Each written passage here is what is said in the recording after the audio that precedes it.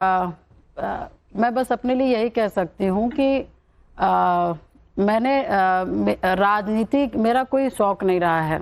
मैंने राजनीति बड़े मजबूरी में किया है और आप समझ सकती होंगी कि मुझे जैसे महिला को राजनीति में काफ़ी दिक्कत हुई होगी, मगर उसके बावजूद भी मैंने राजनीति की।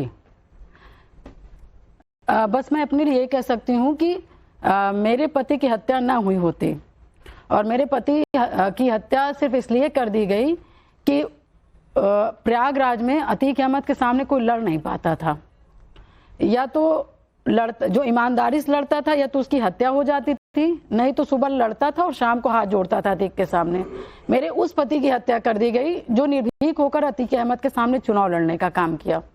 और मैंने उन्हीं राजूपाल जी की विचारधाराओं को सिर्फ अपने आप को न्याय दिलाने के लिए, राजूपाल जी को न्याय दिलाने के लिए, और उत्तर प्रदेश से जो अतीक अहमद से पीड़ित महिलाएं थीं। इतने सालों बाद भी आपकी आंखें क्यों भीग रही हैं? नहीं, सबसे बड़ी प्रॉब्लम यह है कि हम जैसे महिलाओं का जो संघर्ष और जो पीड़ा कोई समझ ही नहीं सकता। आज भी हम लोगों को ये नजर से देखा जा रहा है कि राजनीति के लिए किया जा रहा है। मैं चैलेंज करना चाहती हूँ कि मैं राजनीति कल छोड़ दे रही हूँ, बहुत पहले भी छोड़ देती, मगर क्या अतीक अहमद से कोई लड़ने के लिए तैयार है तो मैं अपनी विधायकी, अपनी राजनीति सबको छोड़ सकती हूँ और अपने घर में आराम से बैठना चाहती हूँ और सिर्फ चैनल देखना चाहती हूँ। अतीक अहमद नहीं है? नहीं है ना, मगर आज भी आप प्रयागराज में आप जाकर के किसी से भी एक अतीक अहमद के परिवार का किसी से एक एफआईआर करवा करके देख लीजिए, कोई भी एफआईआर करना नहीं चाहेगा। उसके दिमाग में डर रहता है कि ऐसा ना हो कि उसके 4 बच्चे कल ऐसे ऐसा सरकार बदले तो ऐसा नहीं कि एक बच्चा आ करके इनके विरासत को संभाल ले और कल हमें फिर इस तरह की समस्याएं हों। सवाल और आपके सामने रख रहा हूं, मोस्ट वांटेड नंबर 1 माफिया बेगम कौन है आपकी निगाह में? शाइस्ता परवीन, अतीक अहमद की पत्नी, या अफसान अंसारी, मुख्तार अंसारी की पत्नी?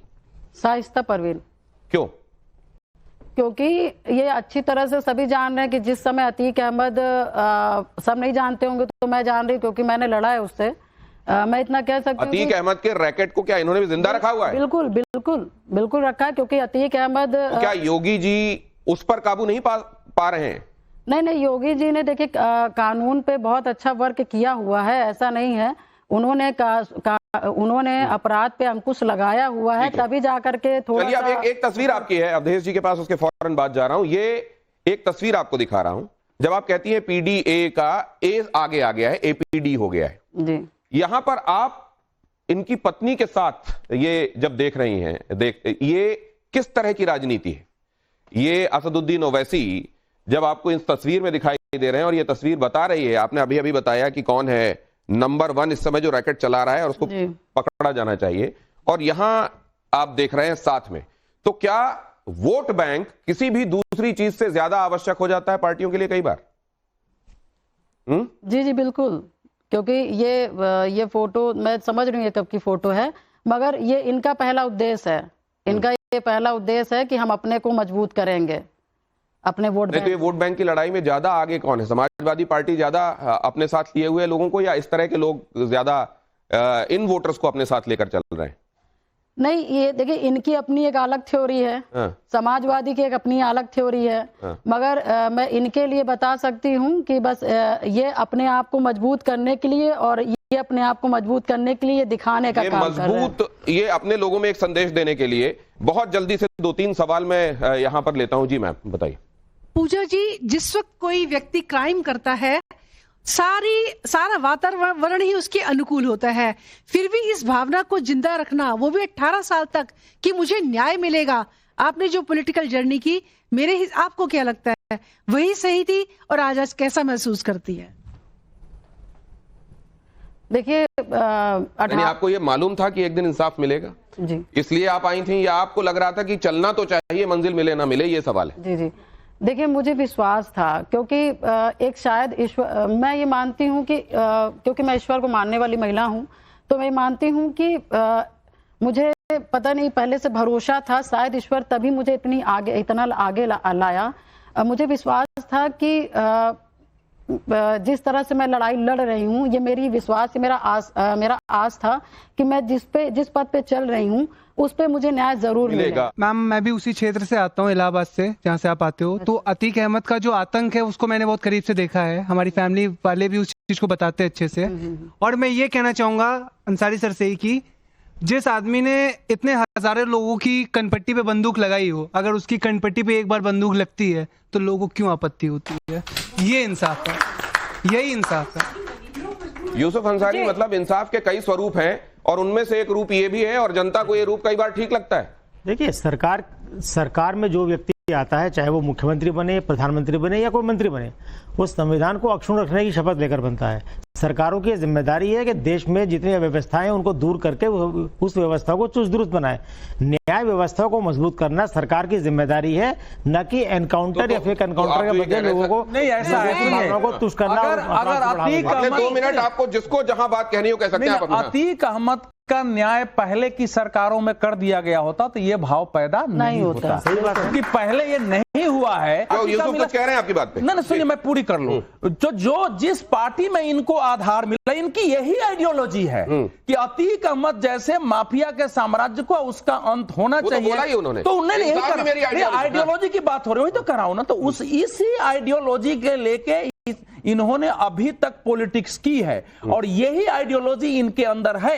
और जिस दिन उसने उसका 2019 में उसी भाव से समाजवादी चली गई थी, मारा गया ना, वो अलग था। लेकिन जब वो गुजरात से आ रहा था तो उससे एक पत्रकार ने पूछा कि आपको, तो जोगी जी कहते हैं कि आपको मिट्टी में मिला दूंगा, आपका क्या कहना है? तो उसने कहा कि मैं मिट्टी में मिल चुका हूं और मुझे रगड़ा जा रहा है। तो मिट्टी में वो पहले ही मिल चुका था। मारना तो हम लोग उसके पक्ष में नहीं, कोई अपराधी मारे। तो ये है सिचुएशन।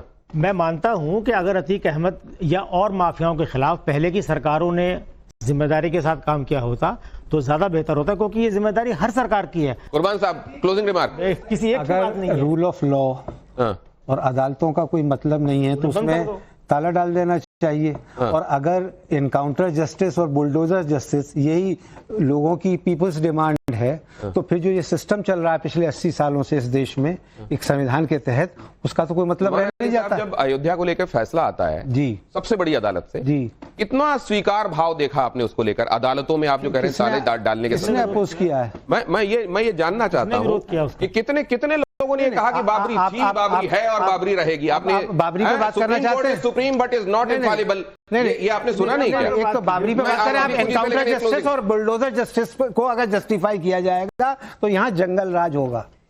देखिए, मुझे तो लग रहा है कि ये देखिए, इन्होंने मैं एक महिला होने के इतनी उम्र देख ली इन्होंने और तमाम तजुर्बा है इनका, सरकारें भी चुनने के लिए इन्होंने वोट दिया होगा, इस देश की नागरिक भी है, लेकिन वो क्या कह रही है सुन लीजिए। क्या किया जाए? जिसकी जमीन होती है, जब उस पर कब्जा कर लिया जाता है और कोई बाहुबली अपना घर बना लेता है, तो क्या बुलडोजर उचित नहीं है? अगर हम लोग के हाथ में कुदाल हो तो हम ही तोड़ दें। एक बात और कहना चाहती हूँ कि उस वक्त सूट करती थी पूजा पाल अखिलेश को, इसलिए उसने इनको खड़ा किया कि ये टिकट निकाल लेंगी। और अब सीधा वोट बैंक है, मुस्लिम वोट बैंक को एक करना है। और दुर्भाग्य है मुस्लिम का कि सबने उनको वोट बैंक समझा, हर पार्टी ने उनको वोट बैंक समझा। आप अपने सीने पे हाथ रख के, आपको भी ऐसे ही लगता होगा कि आप वोट बैंक बन गए। तो मुसलमानों को वोट बैंक की तरह इस्तेमाल किया जा रहा है और कई बार वोट बैंक के चक्कर में कई गलत चीजों को, गलत व्यक्तियों को भी प्रश्रय देती हुई पार्टियां दिखाई देना चाहती हैं ताकि वोट बैंक बिखर ना जाए। ये एक बात, लेकिन महत्वपूर्ण बात ये, पूजा पाल ने ये कहा कि इंसाफ उनकी आइडियोलॉजी है और आज इंसाफ के लिए ज्यादा काम करने वाली जो पार्टी दिखाई दे रही है वो उनको भारतीय जनता पार्टी दिखाई दे रही है और ज्यादातर लोग भी जो यहां मौजूद हैं वो इस बात के समर्थक हैं। तो क्या पूजा पाल ने एक सच को सामने रखा है, दिल की आवाज को सामने रखा है और इसके जो भी रिपरकशंस हो, टिकट उनकी निगाह में नहीं है भारतीय जनता पार्टी से, उन्होंने केवल वो बात कह दी जो उनको महसूस हो रही है, या फिर अब उन्होंने पॉलिटिक्स करना भी सीख लिया है और अब जहां पर उनको राजनीतिक भविष्य सुरक्षित दिखाई दे रहा है उस तरफ की राह कैसे प्रशस्त हो सकती है, ये उन्होंने उसको देखते हुए बयान दिया। फैसला आप लोग कीजिएगा। धर्म संकट में आप सभी लोग पधारे और आपने अपनी बात कही। पूजा पाल जी, आपने वक्त निकाला और यहां तक पहुंचे, आपका बहुत धन्यवाद।